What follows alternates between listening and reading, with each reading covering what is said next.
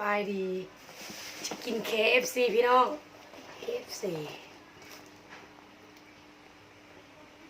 ซื้อ KFC มา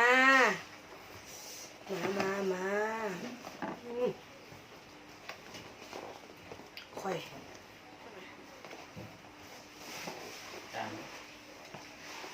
สด กล่องตึ้งเลย กล่องแล้วค่อยต่างกับกล่องแล้วค่อยเห็ดแปลก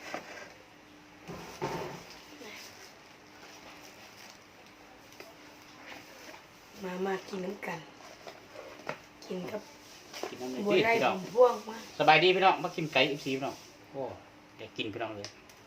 มาแต่หางก็ได้ซื้อมากินกันพี่น้อง ซอฟมาก พี่น้อง KFC กิน มากิน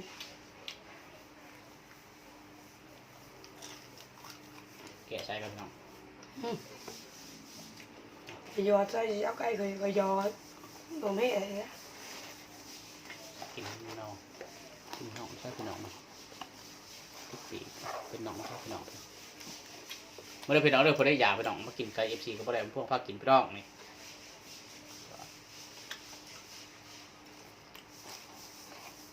จับของอะไร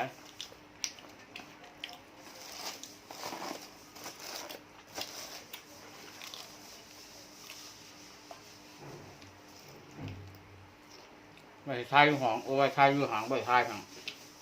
ไม่ไทยมันหรอกชายอยู่หอมมีขาดหองกินก็แสบอยู่หอง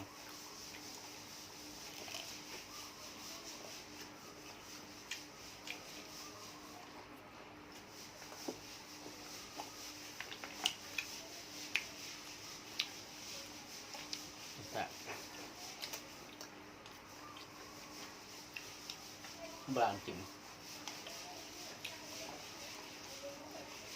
อยากกินปิ่นเลย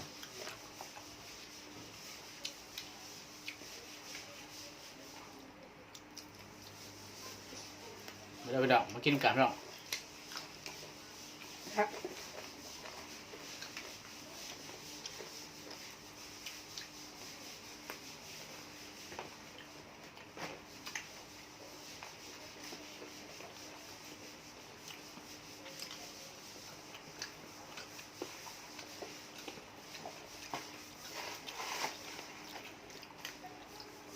ปีก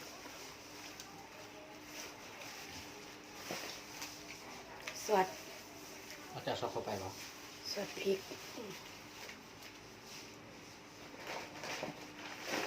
สวัสดพริก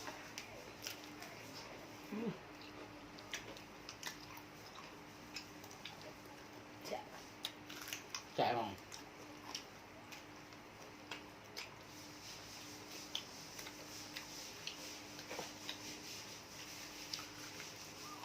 โอ้แซ่บแซ่บปีกว่าเลยพี่น้อง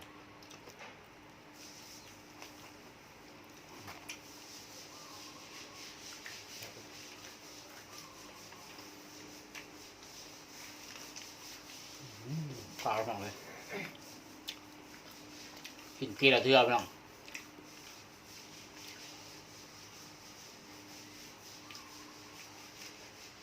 ปีหนึ่งทีหนึ่ง สวัสด ขั้นจากห้อง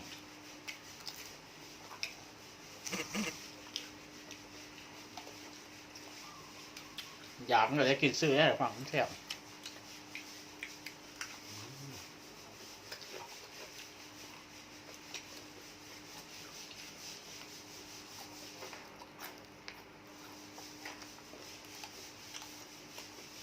ครับ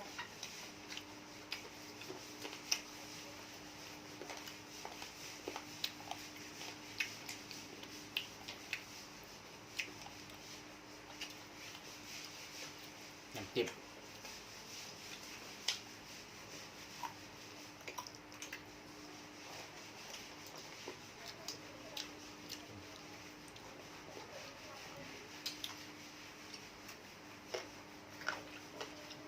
โอ้โหแซ่บจริงดูมันร้อนนะ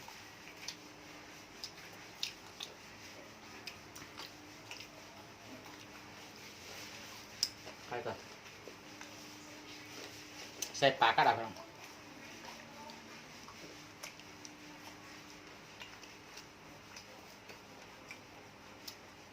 มีปลาก็ได้ แล้วครับ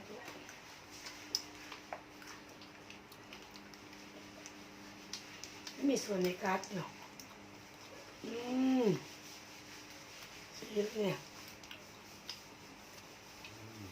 โอ้ยมาบดเกลือเล่นไปหน่อยเลย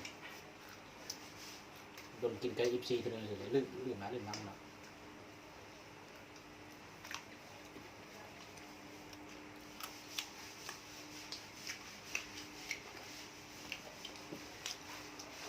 เสียไปเนาะ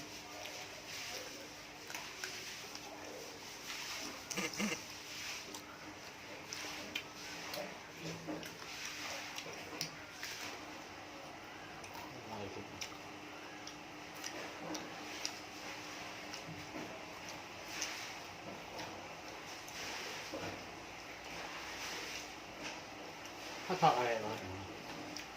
เพื่อย่างก่อน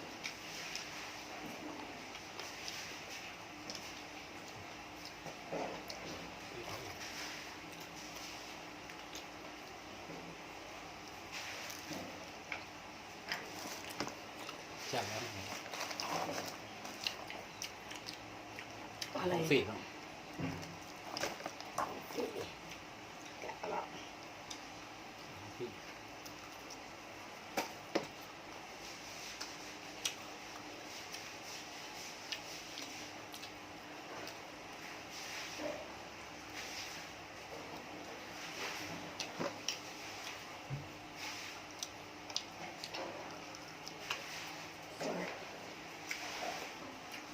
เฟรนช์ฟราย ถึงเด็กจังต้องเสียอะไรบ้าง น้ำจิ้มเฟรนช์ฟราย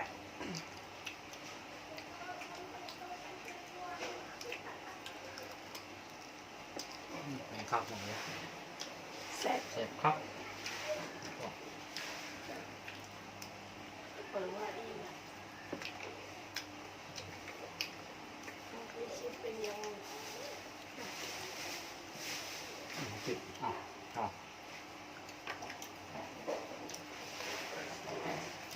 ินแล้วจับ พอแล้ว ว่าที่จะติ๊กเกียวหน่อยด้วยมั้งคว้าหนึ่งอย่างเราติ๊กเกียวว่าใบว่าได้หน่อย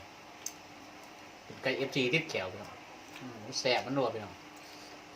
เอาพอเดินกาทำได้ข้าจ่าพี่น้องสบายดีพี่น้องเด้ออย่าลืมกดแชร์กดไลค์กดติดตามให้พี่น้องตัวพลาดคลิปต่อไป